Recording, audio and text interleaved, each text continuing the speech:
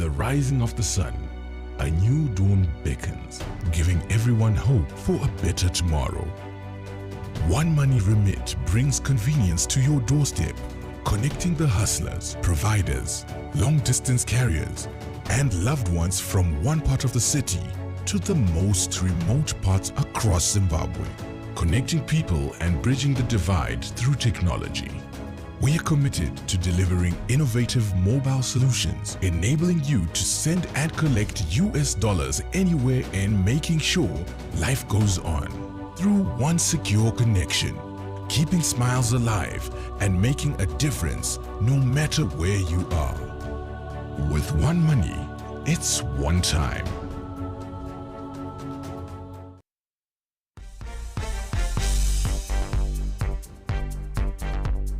It is a very good day to you. Thank you very much for joining us on ZTN News Blitz. A quick look at our top stories. Zimbabwe schools open, but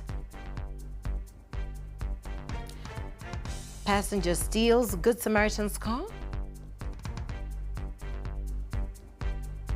Batsirai kills 10 in Madagascar. And Senegal declares a holiday following AFCON win. And now for the news in greater detail.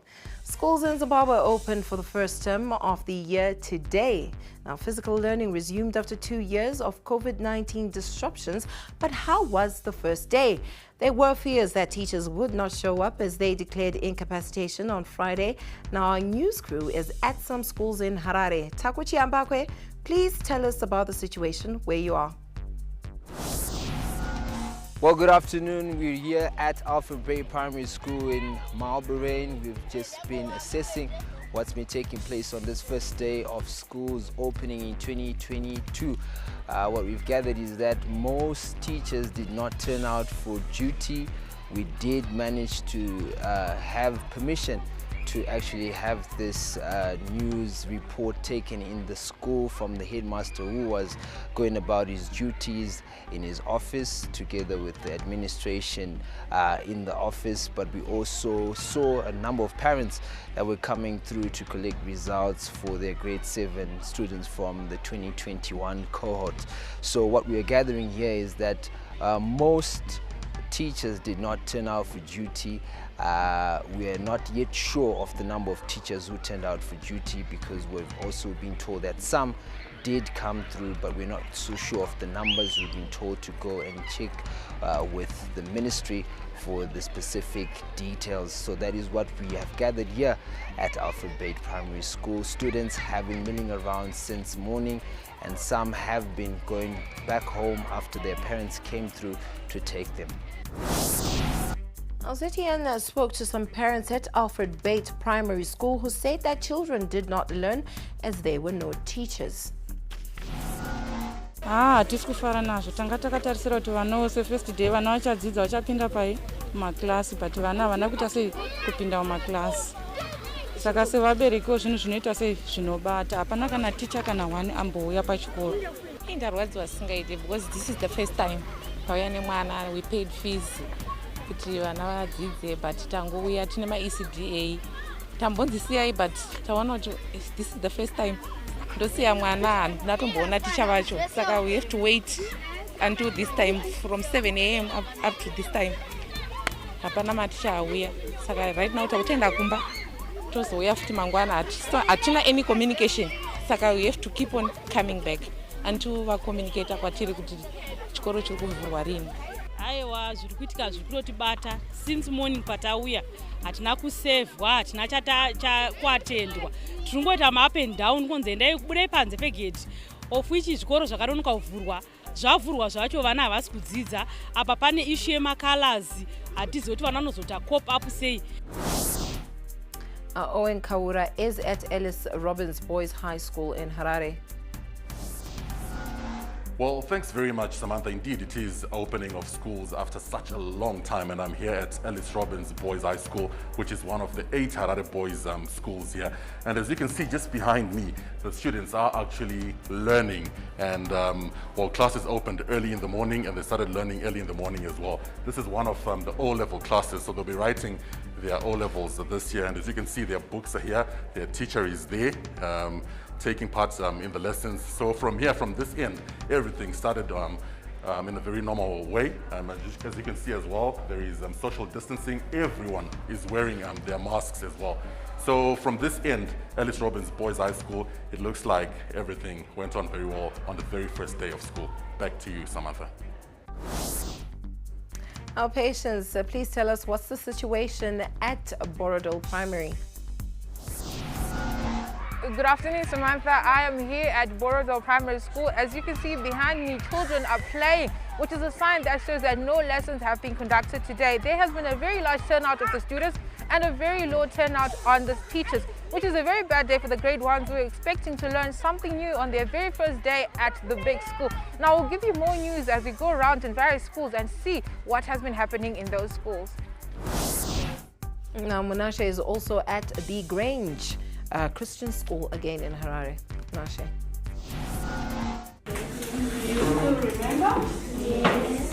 Good afternoon, Samantha. We are here at the Grange Christian School and it is the first day of school.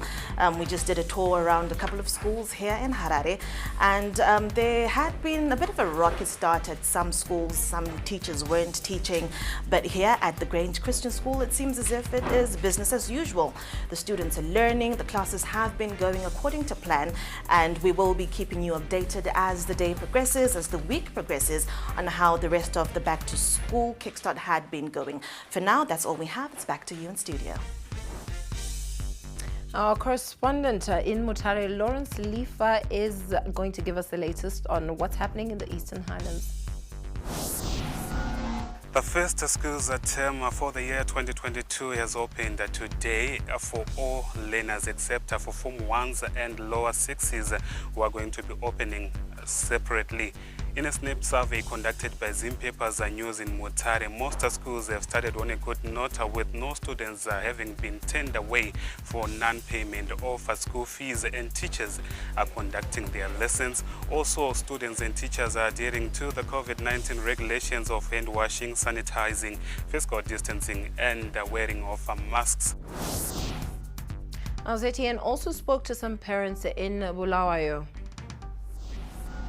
As the parents, we did a lot to make sure that we are sending the kids with the PPEs that are needed. But now we've got the challenge of our teachers. We are not sure whether we will find the teachers present.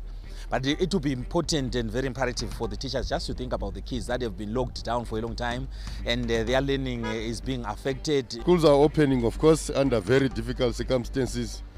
I think for both parents and the learners. We understand maybe the educators might not be happy with whatever remuneration they are getting. We are hoping that the government and the educators will reach an agreement for the benefit of the kids. We also spoke to Ministry of Primary and Secondary Education spokesperson Taunga Nandoro, who said a report will be ready by day end. I'm going to receive a report end of day, so let's wait for the report and then we'll give you an assessment. Meanwhile, Public Service Minister Professor Paul Mavima has called for an urgent National Joint Negotiating Council meeting. Yes, I'm going to push that they meet as quickly as possible. We really want to find solutions to that. We're going to continue to engage as government. Now, a man from Kwekwe, a city in central Zimbabwe, was robbed of his vehicle by a person he had offered a lift. According to police, Peter Magodi was at a motor vehicle repair shop when he was referred to a shop in the city to get cheaper spare parts. An unknown man asked for a lift purporting to be going to the spare parts shop as well. Now, while on the way, another passenger Magodi had given a lift asked to be dropped off, and Magodi disembarked from the vehicle to assist the second passenger offload his luggage, and the remaining passenger jumped onto the driver's seat and drove off.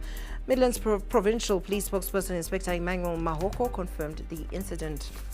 CRP confirms receiving a report of theft of a motor vehicle stolen in Bizo 19, Kwekwe, on Monday. The stolen motor vehicle is a grey Honda Fit, registration number AFH2920, valued at US $3,000.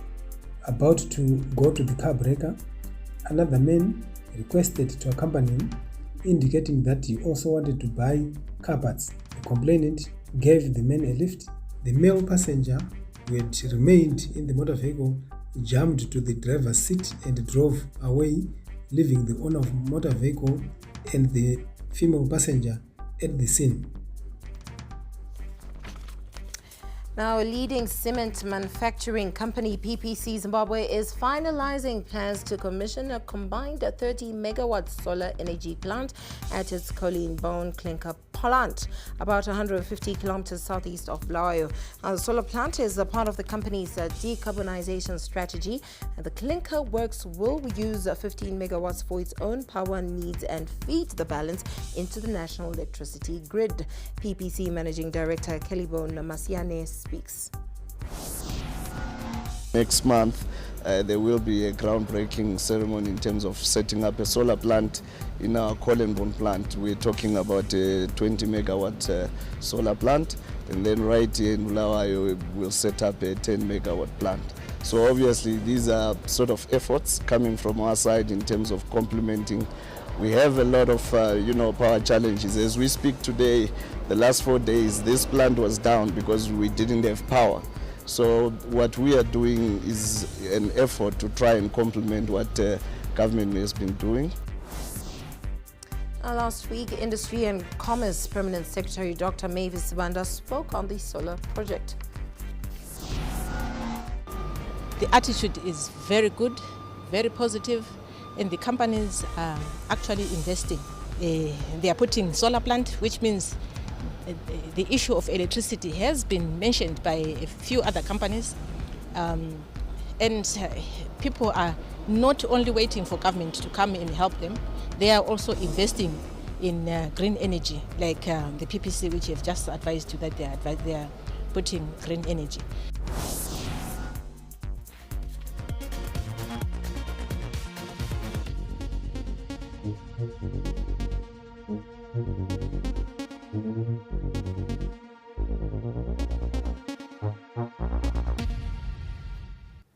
Now, a Limpopo man suspected of killing 7 family members on Christmas Day over a land dispute was refused bail at the Malamulele Magistrate Court on Friday.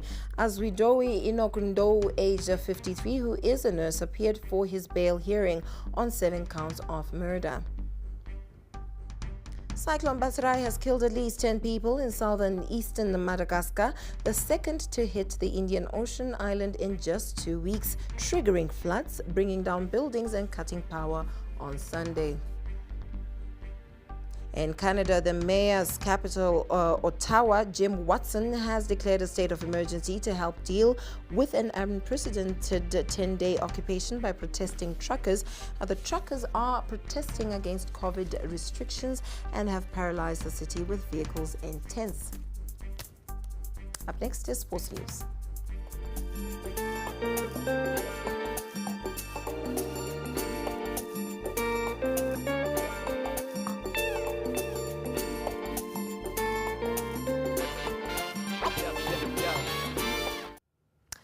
Failure by the suspended board to accept the reality that the stadium crisis was equally their problem, along with other stakeholders, will start to hit the PSL hard in the coming weeks.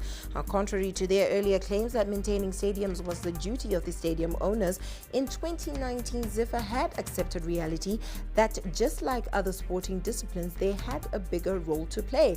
As the PSL now starts to suffer consequences, will roll back the moment under fire, President Filter Kamambo admitted they were now doing something about it. Unfortunately, in this meeting, we never discussed it as a group, but that has been always our concern. That's why in one of our projects, we are going to be, we have actually applied for 20 basic stadiums. We still need to look at some of the stadiums that we can have some 20-year lease that we can take on board so that we can improve our stadium. Now, as the PSL resumed this weekend, Harare-based teams will suffer the most as some teams are set to start using stadiums outside the city. Yada had already started using Gezi Platinum before the league went for the break. Black Rhinos are believed to be planning on going to Rusape or Mutare for their matches. Those that remain, Harare City Herentals, Dynamos, Caps United and Cranbourne may end up playing outside weekends as they wait for their turn at the National Sports Stadium. Now, Senegal's President Macky Sall has declared today a public holiday to celebrate the national football team's first ever Africa Cup of Nations crown following their victory against Egypt. And that's all we have for you today on ZTN News Blitz. Thank you for watching.